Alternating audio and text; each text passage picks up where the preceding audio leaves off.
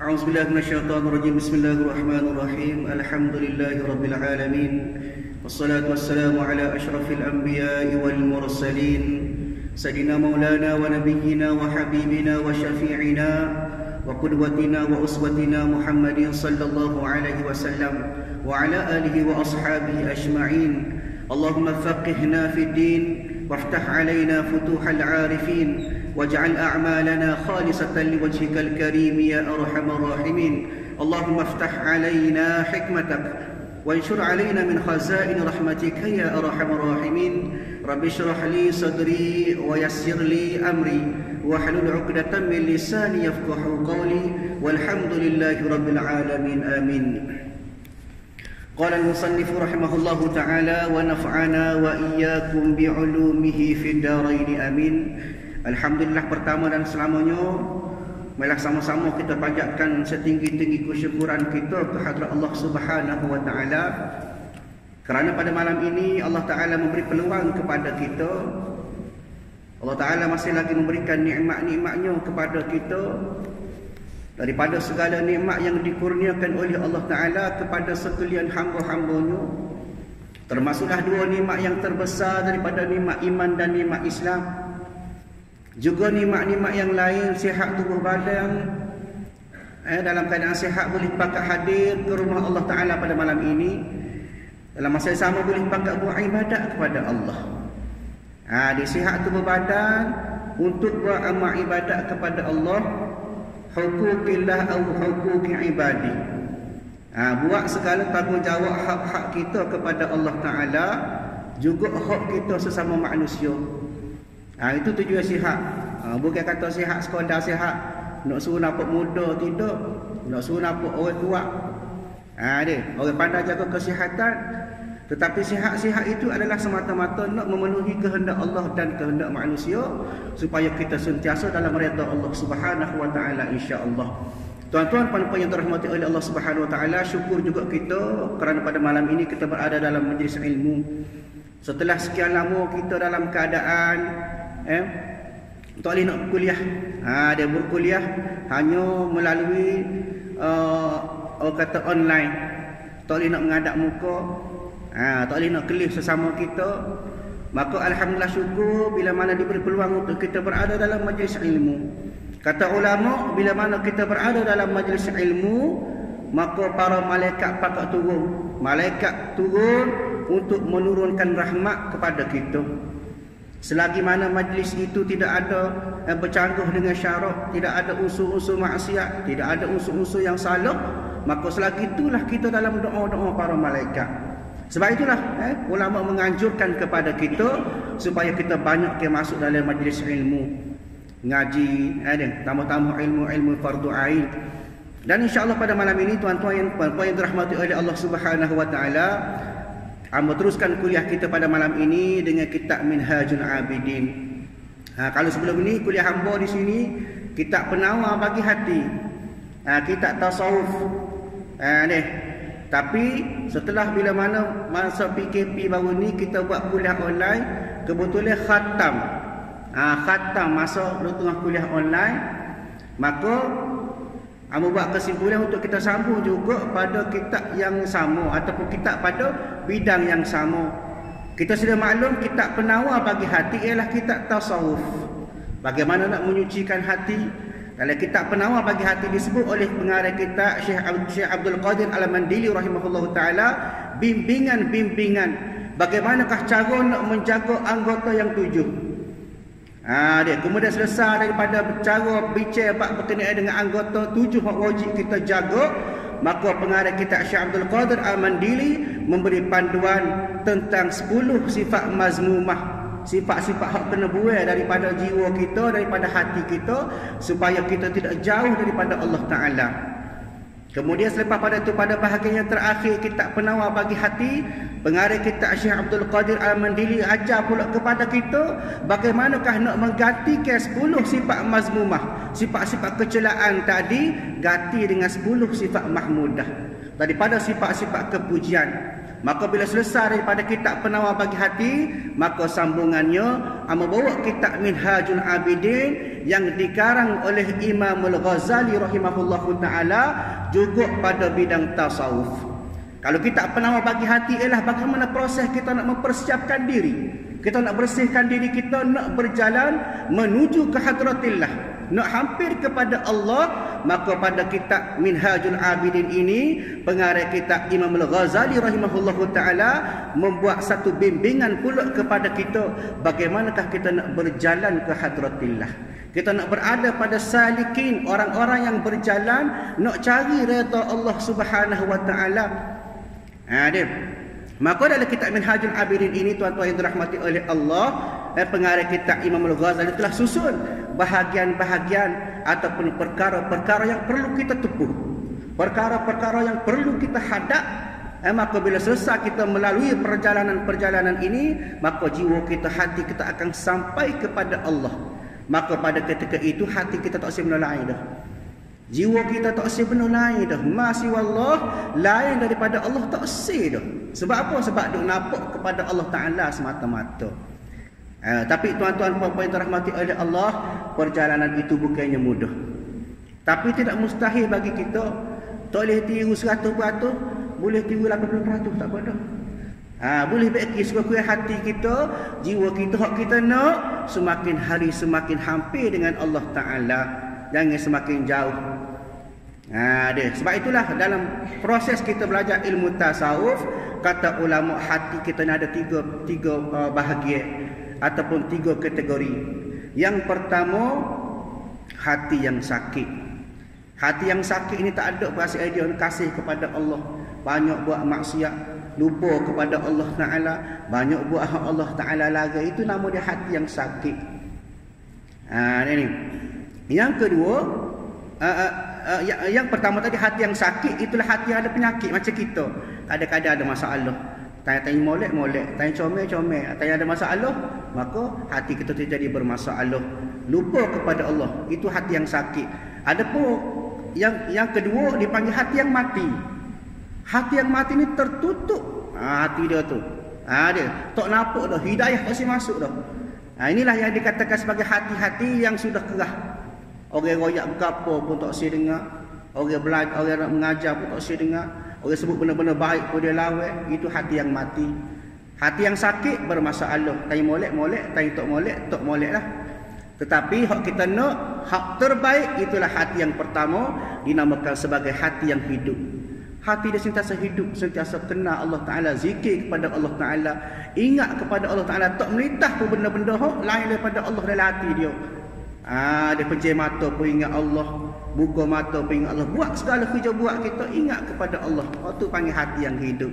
Jadi nak boleh ke hati yang hidup ni bukannya senang. Nak perlu kepada orang panggil tazkiyatun nafs. Kita didik hati nafsu kita. Nak suruh dia comel, dia bukan mari dengan keadaan tiba-tiba bersih dah. Nak kepada kita bersih, kita cucikan hati kita. Maka selesai daripada kita belajar kitab penawar bagi hati kita, cuci hati kita, ganti dengan sifat-sifat kepujian, buang segala sifat-sifat kecelaan. Maka pada kitab ini ini dipanggil kitab yang pertengahan. Adapun kitab ibtidaiyah, kitab permulaan, kitab penawar bagi hati. Mula-mula orang nak berjalan ataupun nak kenal ilmu tasawuf, masuk pada kitab ini, kita nak start berjalan dah. Nak memulakan perjalanan dah, nak menuju ke hadirat Allah Subhanahu wa Ta'ala. Maka Imam Al-Ghazali rahimahullah ta'ala ajar kepada kita bimbingan dengan 7 aqabah. Dalam kitab Minhajul Abidin, dia bab-bab dia, bahagian-bahagian dia dinamakan sebagai aqabah. Apa itu aqabah? Aqabah itu ialah tahap-tahap dia, rintangan-rintangan dia, cabaran-cabaran dia, hak kita kena tepuh satu demi satu, barulah hati kita tu betul-betul nak kepada Allah semata-mata. Gapo dia? Maka dalam kitab ini Imam Al-Ghazali susun 7 kategori, 7 aqabah, 7 tahap. Yang pertama mula-mula dinamakan sebagai aqabah ilmu dan makrifat. Ilmu dan makrifat, apa dia? Ilmu dan makrifat inilah kita kenal dulu. Nak jumpa dengan Allah Ta'ala, nak bawa hati kita kepada Allah Ta'ala, kena kenal Allah Ta'ala dulu. Kita tahu dah matlamat kita, Allahu ghayatuna, Allah Ta'ala tujuan kita nak kepada Allah ya. Tak sih benda lain daripada Allah Ta'ala. Maka Imam Ghazali kata tahap yang pertama mu kena tepuh, mu kena lalui ialah pada aqabah ilmu dan makrifat. Mu kena belajar, mu kena tahu siapa dia kah benda hak mu nak tuju ni. Tu. Kemudian pada bahagian yang kedua, rintangan yang kedua, bila dah kenal Allah Taala, bila dah tahu tujuan kita, masuk aqabah yang kedua dinamakan sebagai aqabah taubat. Nak jalan ni kena bersih dulu, kena taubat dulu. Tak boleh berjalan dalam keadaan kita penuh dengan dosa dan noda. Sebab apa? Sebab tahu dah kalau kita ni diri kita tak bersedia nak berjalan ke hadratillah, maka perjalanan kita tak ke sampai ke penghujung. Ada saja gangguan dia. Sebagaimana Nabi SAW nak Isra' dan Mi'raj, dibersihkan hati baginda Rasulullah. Dia basuh, ulama kata basuh dengan air Zam-Zam dan sebagainya, kena cuci dulu. Barulah boleh memulakan perjalanan ke hadratillah, kena Allah Ta'ala. Begitu juga dengan ilmu tasawuf. Maka Imam Al-Ghazali bawa pada aqabah yang kedua, iaitulah aqabah taubat. Kita taubat dulu. Taubat sebenar-benar, cuci hati kita, bersihkan segala kotoran-kotoran. Kemudian pada bab yang ketiga pula, aqabah yang ketiga, Imam Al-Ghazali bagi tahu kepada kita apa yang dikatakan sebagai aqabah awaiq. Aqabah awaiq ialah penghalang kepada segala amal ibadat kita. Dia biasa dia dah bila nak buat baik, buat amal, buat segala perkara kebajikan, mesti ada halangan dia. Mesti ada benda-benda hak lawai hak mencegah kita. Apa dia? Kata ulama, aqabah rintangan ataupun awaiq penghalang kepada ibadat kita ada 4. Dia acuna ibadat 4 benda ni lah yang akan halal kita, ganggu kita. Yang pertama apa dia? Dunia. Termasuklah daripada harta kita, rumah kita, pekerjaan kita, benda-benda hak dunia tu, benda ni yang mengganggu kita. Kadang-kadang nak semaya, mari kita fikir pasal dunia. Kat takbir Allahu Akbar, ingat kereta tak koci, rumah tak koci, macam-macam mari selalu gangguan daripada benda-benda dunia. Ini dinamakan sebagai awaiq penghalang ibadat yang pertama, dunia. Adapun yang kedua, apa dia penghalang ibadat kita? Awaiq yang kedua, iaitulah manusia. Manusia pun kadang-kadang jadi gangguan juga kepada kita. Termasuklah anak kita, isteri kita. Dia jiran-jiran kita, sayang-sayang kita. Buat amal ibadat tapi duk fikir manusia. Tak khusyuk amal ibadat kita, bermasalah. Yang ketiga, syaitan. Dia penghalang kepada ibadat kita. Yang ketiga, syaitan. Musuh kita yang nyata, kata Allah Subhanahu wa taala, innasyaitana lakuma aduwwun mubin. Sesungguhnya syaitan itu pada kamu, bagi kamu ialah musuh kamu yang nyata. Tentu dah. Mari selalulah syaitan duk ganggu kita. Nak semaya, mari syaitan. Nak semaya masjid pun ada gangguan syaitan. Mari kadang-kadang mari dengan perasaan riak. Nak tunjuk orang kita ni ahli masjid. Kapun lain lah, kapun ni alhamdulillah juru belakang. Ayatnya ada perasaan-perasaan akibat daripada awaiq ataupun gangguan daripada syaitan. Kemudian yang keempat apa dia? Yang keempat itulah nafsu. Dia nafsu kita kadang-kadang nak buat amal, hilang sifat kita nak beramal kerana ada kadang-kadang gangguan-gangguan daripada nafsu kita. Sebab itulah tuan-tuan, aqabah awaiq ini, maka Imam Al-Ghazali rahimahullah ta'ala akan ajar kepada kita macam mana kita nak hadapi benda-benda gangguan-gangguan kepada ibadat kita sehari-hari.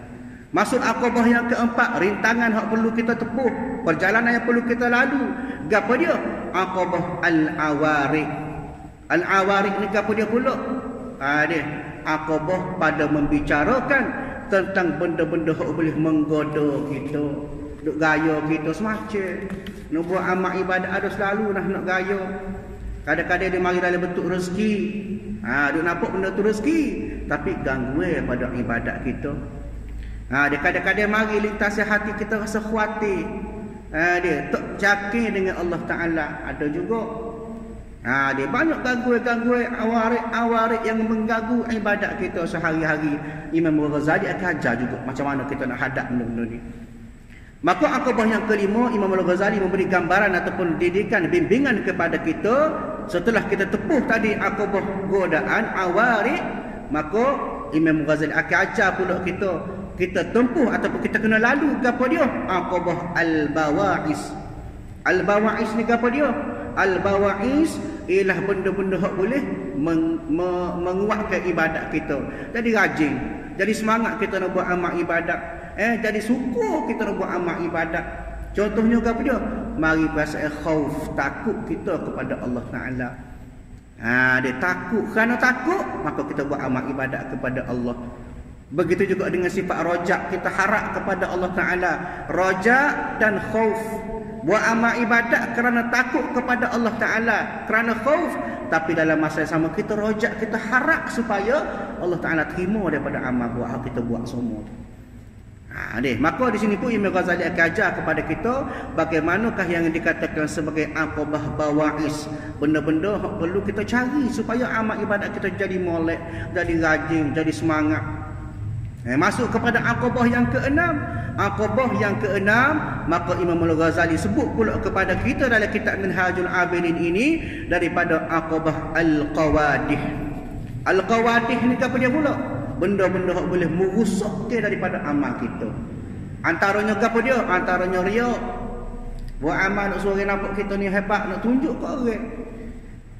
Nak tunjuk ke orang, oh besok tak ada lah dalam kampung ni ambo sore yang semaya rajin.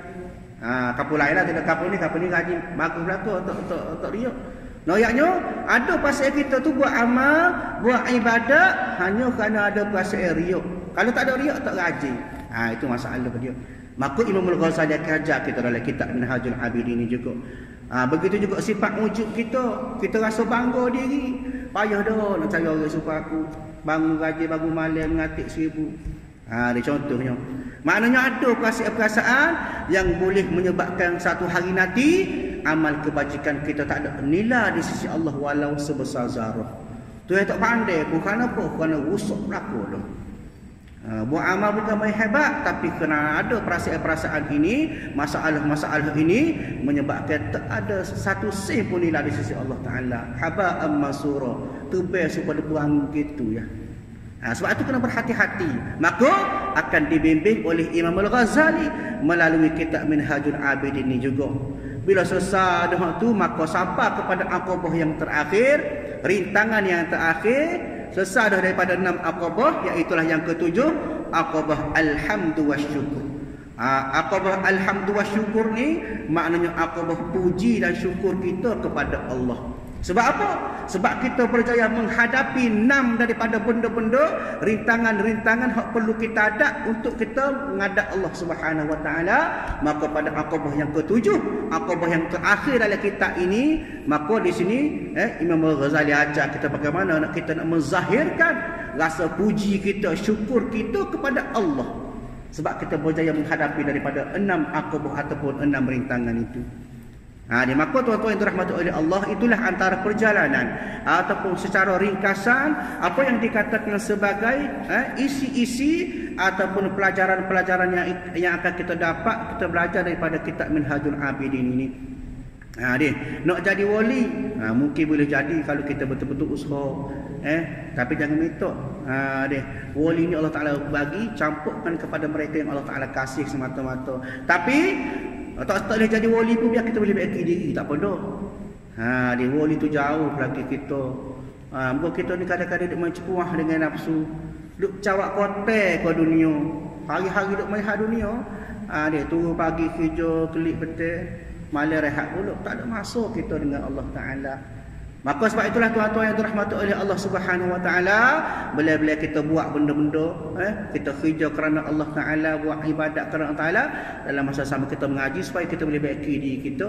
Sebab tak ada orang lain yang boleh baiki kita. Kita sendiri yang kena berubah atas diri kita sendiri. Dia. Baik, tuan-tuan yang dirahmati oleh Allah Subhanahu Wa Taala, kita masuk dalam kitab lah.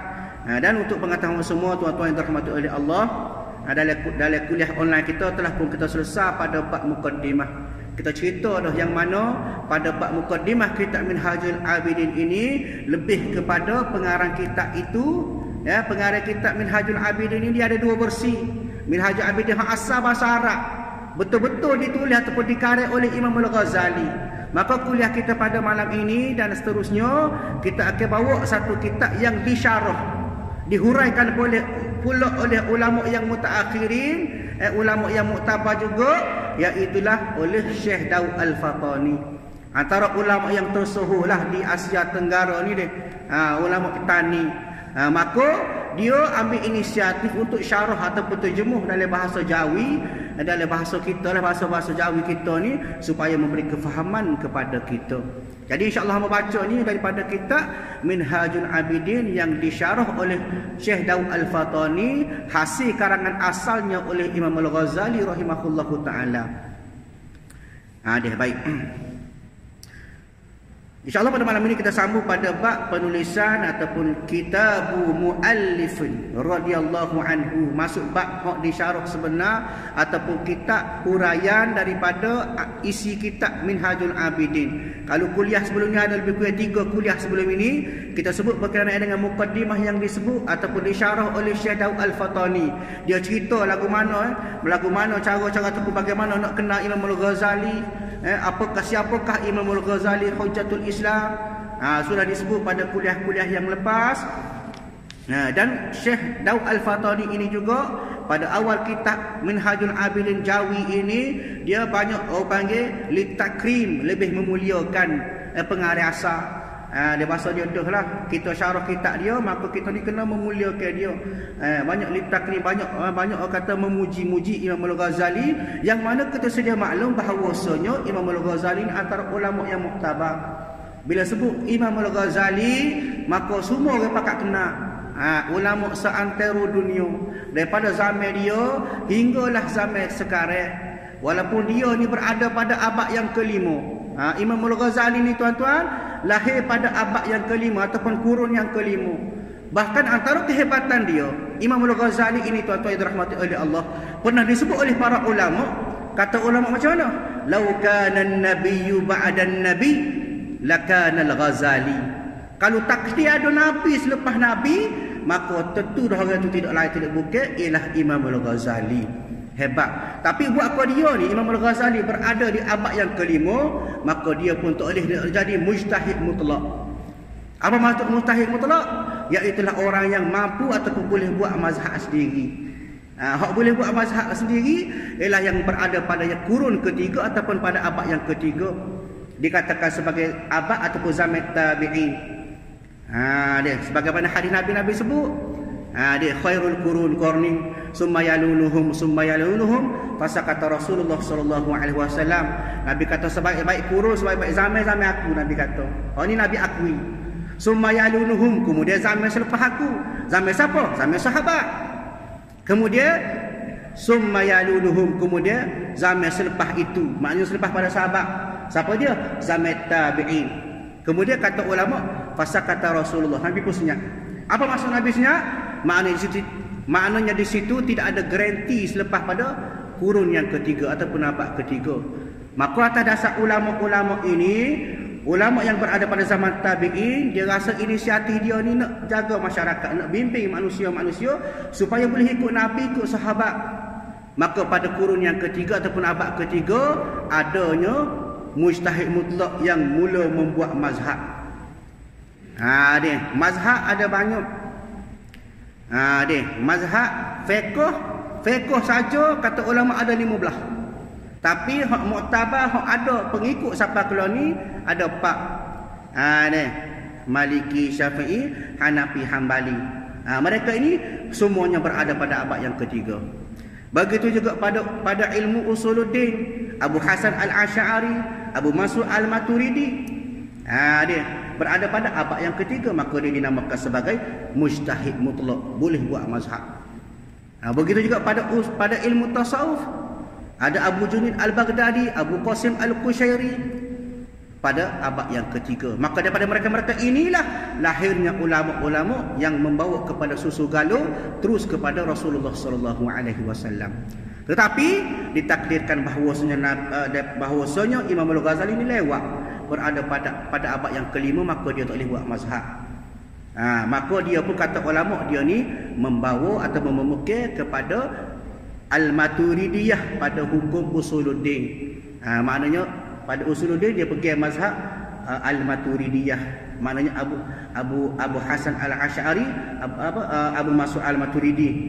Manakala pada bahagian fiqh, kata ulama, Imam Al-Ghazali berpegang pada mazhab Syafi'i. Ni kalau kita duk belakang pada Mir Ghazali mengaku tak sebagai mazhab, lagu mana? Dia ada lah ni, ada duk kecek dia mulut sebut-sebut. Tak apa, tak payah pakai mazhab direct kepada Nabi. Siapa dia kita nak terus berpegang kepada Nabi semata-mata. Tak usah pakai ni, nak pakai Quran hadis. Silap besar lah. Sebab apa? Setara ulama hebat Imam Al-Ghazali pun berpegang kepada mazhab. Maka kita di belakang ini ulama-ulama ataupun orang-orang awam pada zaman mutaakhir ini lebih-lebih lagi kena pergi kepada mazhab. Kerana apa? Kerana mereka inilah yang sebenarnya memberi panduan kepada kita. Siap dah demo buat. Tak payah nak fikir.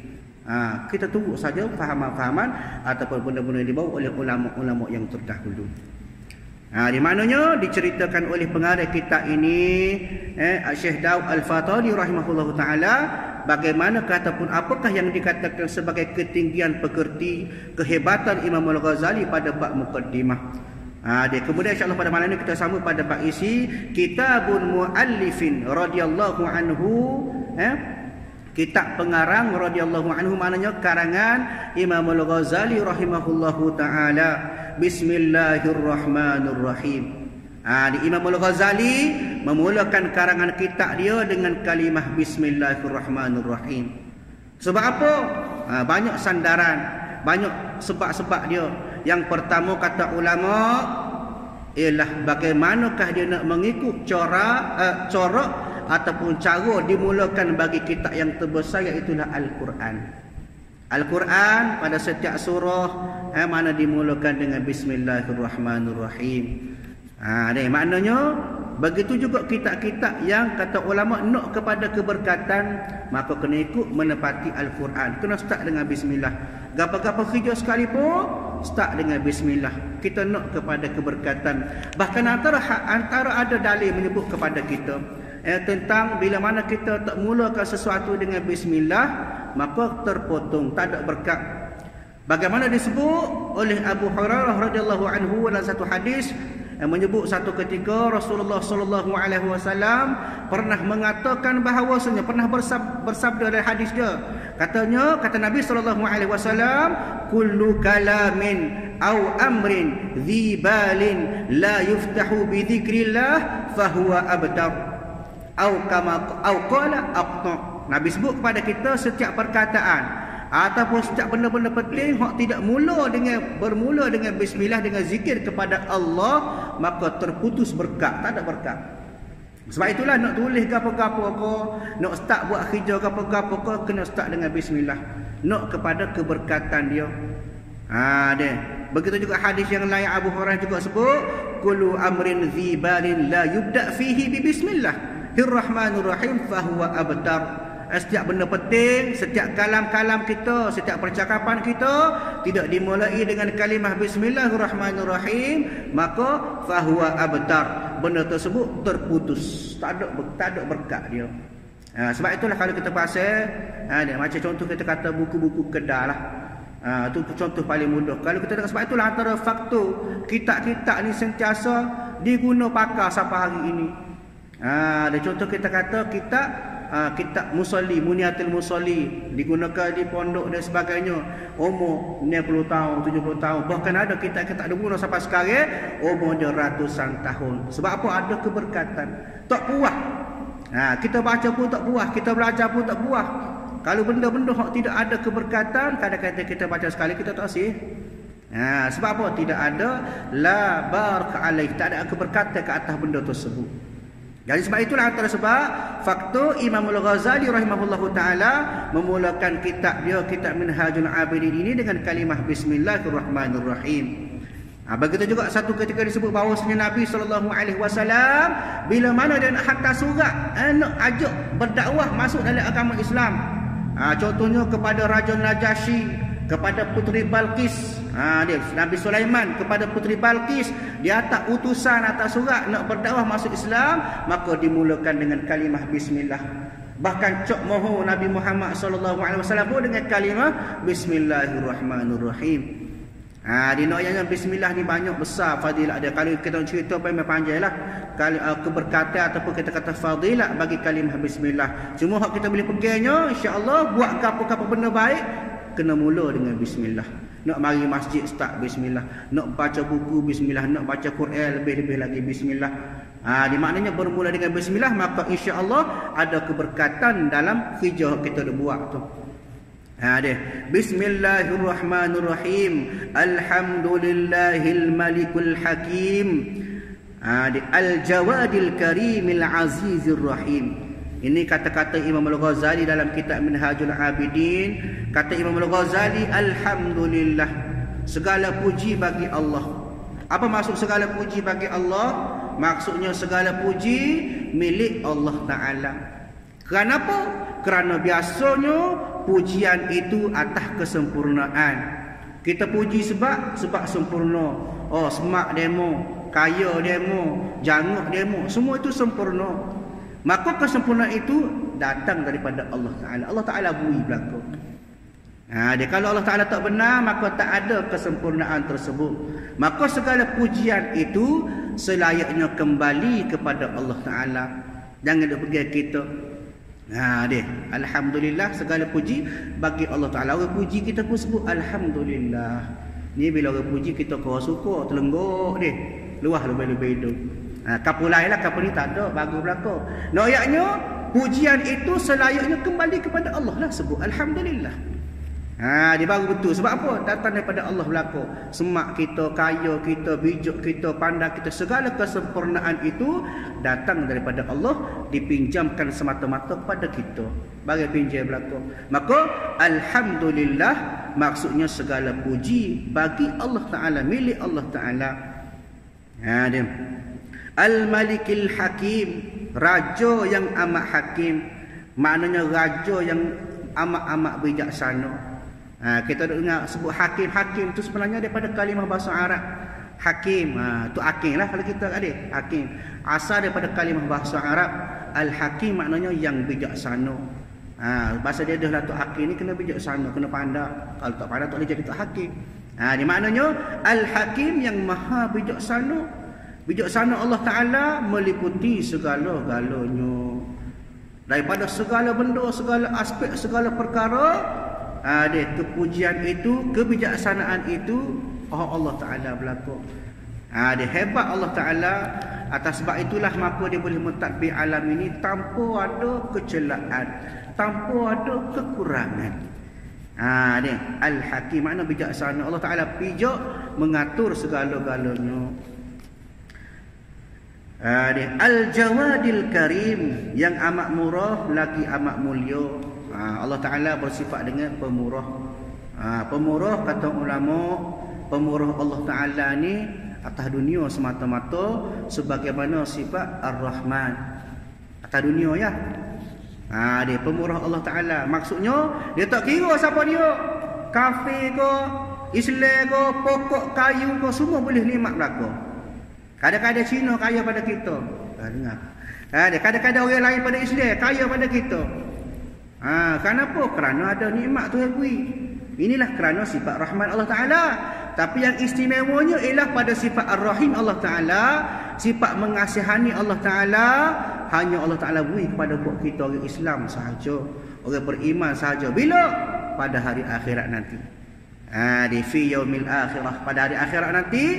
Maka pada ketika itulah sifat Ar-Rahim Allah Ta'ala, sifat mengasihani Allah Ta'ala ni, dia akan beri kepada orang Islam. Ada kasih belah kasih Allah Ta'ala kepada kita pada hari akhirat nanti. Atas dunia ni boleh berlaku, tak kira lah dia tu Islam ke bukan Islam ke, boleh berlaku nikmat Allah Ta'ala. Bahkan kata ulama, bezanya bagaimanakah Allah Ta'ala memberikan sifat Rahim, kasih sayang belah kasih dia kepada orang Islam, kepada orang beriman. Maka diceritakan oleh Nabi SAW. Nabi katakan daripada an Abi Hurairah radhiyallahu anhu anna Nabi SAW qala inna lillahi mi'ati rahmah anzala minha rahmatan wahidah bainal jinni wal insi wal bahaim wal hawaim فبها يتعاطفون وبها يتراحمون وبها تعطف الوحش على ولدها وآخر الله 99 رحمة يرحم بها عباده يوم القيامة. Satu ketika Nabi sebut kata Nabi kata kerana sesungguhnya Allah Ta'ala ni dia ada 100 rahmat. 100 rahmat Allah Ta'ala ada, maka Allah Ta'ala buat turun 1 rahmat sahaja atas dunia. Buat bagi kau jin, manusia, haiwan, serangga, pokok kayu, orang kafir, semua boleh atas rahmat ni lah atas dunia ni. Dia. Tapi kerana rahmat inilah mak kasih kepada anak. Dia. Binatang saya kepada anak dia. Dia. Binatang buah sekalipun saya kepada anak dia. Ada sifat kasih sayang atas dunia ni atas rahmat Allah Ta'ala. Tetapi maka Allah Ta'ala akan beri pula 99 rahmat dia tu pada hari akhirat nanti kepada kita. Hak ni maka Allah Ta'ala akan pilih atas sifat rahim Allah Ta'ala. Dia akan pilih orang-orang beriman, orang-orang beriman kepada Allah, bertakwa kepada Allah, orang-orang Islam. Maka 99 rahmat ni lah Allah Ta'ala akan bagi kepada kita. Setara 1 rahmat tu pun untuk cakap nak kira dah betapa besar nikmat Tuhan beri atas dunia. Dia apatah lagi 99 rahmat Allah Ta'ala beri kepada kita pada hari akhirat nanti. InsyaAllah mudah-mudahan kita semua akan termasuk daripada kalangan orang-orang yang menerima 99 daripada rahmat Allah Ta'ala pada hari akhirat nanti insyaAllah. Tuan-tuan puan-puan yang dirahmati oleh Allah Subhanahu Wa Ta'ala, Al-Azizur Rahim, serta amat kasih sayang. Maka kasih sayang inilah Allah Ta'ala akan hadiahkan kepada kita atas sifat Rahim Allah Ta'ala itu pada hari akhirat nanti insyaAllah. Maka sebab itulah kita pakak-pakak sentiasa banyakkan doa supaya kita sentiasa berada dalam kalangan orang yang berada dalam rahmat Allah Subhanahu Wa Ta'ala insya-Allah. Maka tuan-tuan puan-puan yang dirahmati oleh Allah Subhanahu Wa Ta'ala, masa sakat itulah kuliah kita pada malam ini, allazi fataras samaa'i wal arda biqudratihi wa dabbaral umura fid daraini bihikmatihi. Wallahu a'lam. Insyaallah kita sambung kuliah kita pada masa akan datang. Auzubillahi minasyaitonir rajim. Bismillahirrahmanirrahim. Alhamdulillahirabbil alamin. Wassalatu wassalamu ala asyrafil anbiya'i wal mursalin وعلى آله وأصحابه أجمعين. اللهم إنا نسألك رضاك والجنة ونعوذ بك من سخطك والنار. اللهم إنك عفو كريم تحب العفو فاعف عنا وعن والدينا وعن جميع المسلمين والمسلمات والمؤمنين والمؤمنات برحمتك يا أرحم الراحمين. اللهم ربنا آتنا في الدنيا حسنة وفي الآخرة حسنة وقنا عذاب النار. وصلى الله على سيدنا محمد وعلى آله وأصحابه أجمعين والحمد لله رب العالمين. السلام عليكم ورحمة الله وبركاته.